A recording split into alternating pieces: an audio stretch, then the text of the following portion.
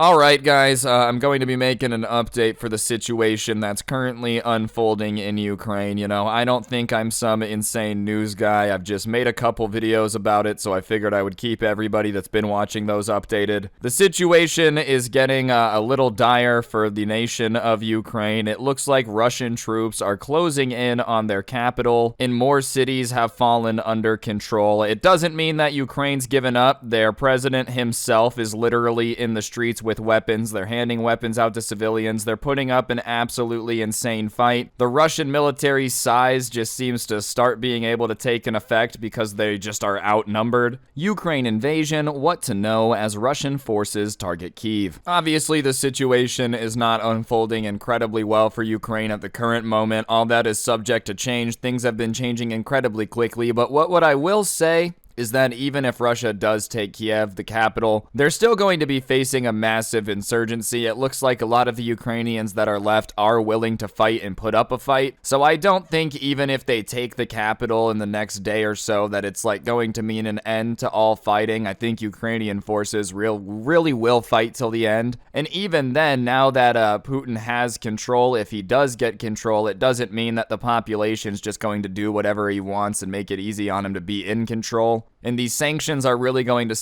start to take effect. Obviously, those are known to take a while to kick in, but a combination of a drawn-out war and the sanctions taking effect would probably not be very fun for Russia. After a barrage of airstrikes on cities and military bases around the country, Russian forces were closing in on Ukraine's capital of Kyiv. On Saturday, city officials warned of street fighting, and residents were preparing for a third night of assaults.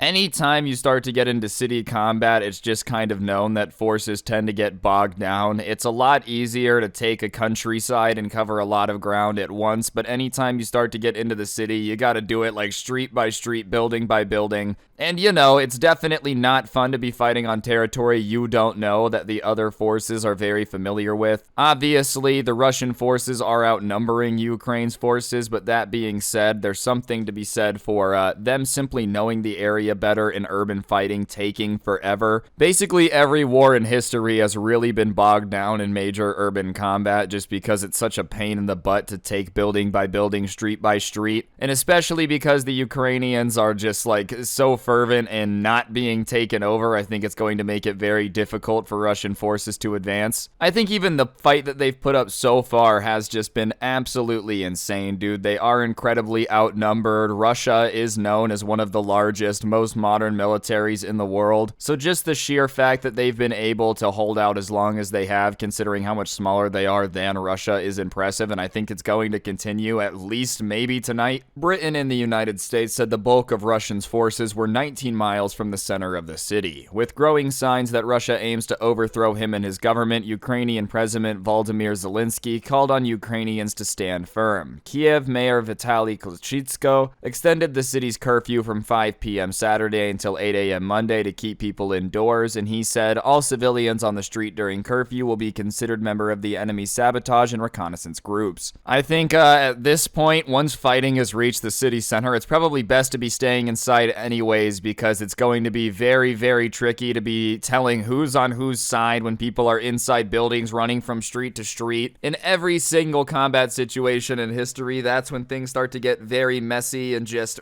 friendly fire is a lot more likely to happen in confusing, chaotic situations, so I'm not surprised they're asking all civilians to stay inside, especially because arming the civilians will do a great job of slowing down the Russian invasions, making them take their time way more often. But the last thing you want is a bunch of untrained civilians running around the streets right now in the middle of it, while the Russian army is also marching down the street and you're shooting at the same time. I think just that's a little bit too many elements of chaos for any army to control, so I'm not surprised that's what they're going with now. That being said, the Russian army, just knowing that a large majority of citizens left are armed, is going to slow them down and at the very least make them think twice with every interaction that they have. A lot of war is obviously a mind game, you know, so I do think that Overall, it's going to be a very interesting next couple days for the capital. And I have to say, Volodymyr Zelensky, the president of Ukraine, has been an absolute G. Most presidents kind of flee the country when stuff gets hairy. He's literally still there in a vest fighting alongside his soldiers. And when the United States offered to evacuate him, he said, "I don't need a ride, I need ammo," which is like something from a movie, to be honest. International allies put Russia under increasing pressure and pledged additional aid to help Ukraine in the coming days. In a significant shift, Germany announced Saturday evening it would send 1,000 anti-tank weapons and 500 Stinger surface-to-air missiles to Ukraine as quickly as possible. Those weapons are in addition to the 400 German-made anti-tank weapons Germany also approved to be shipped in from the Netherlands, as well as the 9 D-30 howitzers and ammunition from Estonia.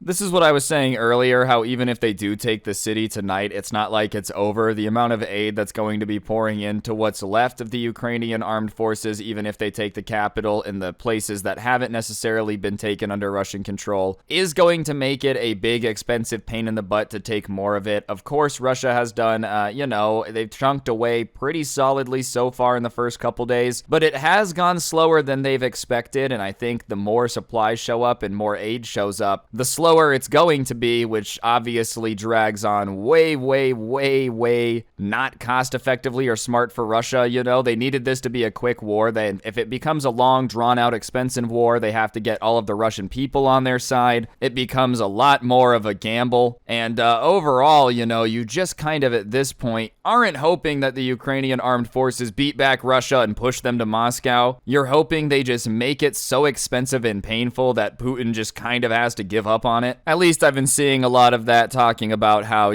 they thought taking Ukraine would be a lot faster and they're getting bogged down. It's really hard to get a country on board for a war that they're already seeming to be protesting at home. If this ends up being bogged down and turning into a prolonged conflict, I think it'll be hard to get all the Russian people on board. The Biden administration said it was sending Ukraine up to $350 million in arms and other defensive supplies from U.S. stockpiles, with another $250 million in defensive support possible. The Czech Republic also approved to send arms to Ukraine. German officials said Saturday that the country is preparing to close its airspace to Russian planes. The Czech Republic, Slovenia, and the Baltic nations of Estonia, Latvia, and Lithuania also decided to close their airspace to Russian airlines. See, this is why, obviously I'm not some geopolitical, geopolitics expert out here. I'm not in charge of a country, probably for good reason. I don't want to be. That being said, the one thing I'm not understanding about Putin's move here is why he would want to do it and isolate himself so much. I mean, seriously, he's cutting basically Russia off from the rest of the world. At any point now, they're going to be cut off from SWIFT banking, which is going to be even worse than all the banking sanctions already in place. Now their airlines aren't able to fly to most of Europe in the world.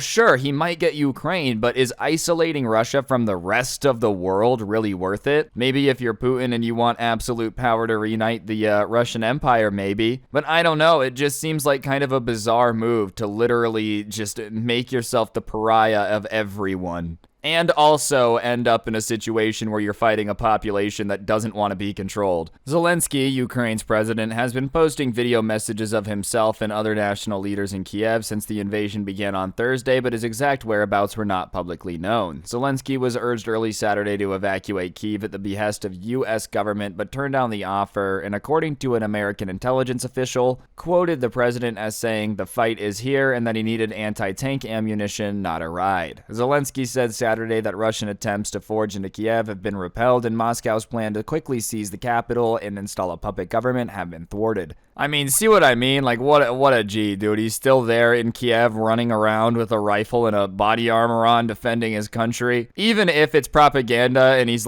taking all these videos and images and then going and hiding in a bunker, dude, I'm sure that's doing an absolute crap ton for the morale of everybody there, just seeing that their president hasn't given up the fight. I don't remember what country it was. I think it was Afghanistan, where the president flew out and then was don't give up. And it's all right, dude, you kind of already left though. In this situation, if you're going to be under siege, I feel like staying there and supporting your people and being let's not give up. It's got to be a let's thing, not a you guys don't give up thing. I think his point about, Moscow was hoping to just quickly get in and overthrow the government is true. Nobody wants to be in a long, drawn-out war, and I think Moscow was really hoping to just roll into the capital and take it quickly. They weren't hoping that this guy would be becoming, an Instagram superstar, posting videos, basically being come get me. UN officials have said at least 150,000 people have fled Ukraine into Poland, Romania, Hungary, and other neighboring countries, and the number was going up fast as Ukrainians rushed to escape the deadly Russian onslaught. Some walked many miles through the night, while others fled by trains, cars, or buses, forming lines miles long at border crossings. Miles-long lines of vehicles clogged border crossings Saturday, mostly carrying women, children, and the elderly. Others came on trains and buses, and authorities in neighboring countries mobilized to receive Ukrainians, providing shelter, food, and legal help, lifting COVID-19 entry restrictions. Obviously, Ukraine did not want this conflict. They were kind of thrust into it, and I think the people that are going to suffer the most is the people like this that are having to decide whether to leave their home and, just go to another country and become a refugee running away from this conflict, or stay and potentially fight one of the biggest militaries in the world. That's not a choice anyone should have to make, and I feel horrible that, hundreds of thousands of people are going to be displaced by this, and it's just horrible that, all of this could have been avoided. I just really think that, a lot of the images I've seen of people pouring over the border crying with only a backpack on is just heartbreaking. All in all, these last week has just been absolutely insane. It seems like every day when you're like, no, there's no way it's going to get worse, it somehow manages to get worse. Obviously, I'm hoping the absolute best for everyone in Ukraine. I'm hoping peace comes quickly. I'm not saying that's going to happen just because of how crazy everything is looking, but I hope everything comes to a close and everybody gets to go back home. It would be absolutely insane to be displaced by war, and literally nobody deserves that. That's just an update. I figured I would keep everybody in the loop a little bit. I don't think I'm some insane foreign policy expert. I just think this stuff is, it's history. There's no way around it, so I've just been paying attention to it, so I figured I'd make this. So yeah, on that note, that'll do it. I'll see you guys next time. Don't get anyone pregnant. If you do, make sure they're hot. I'm out. Peace.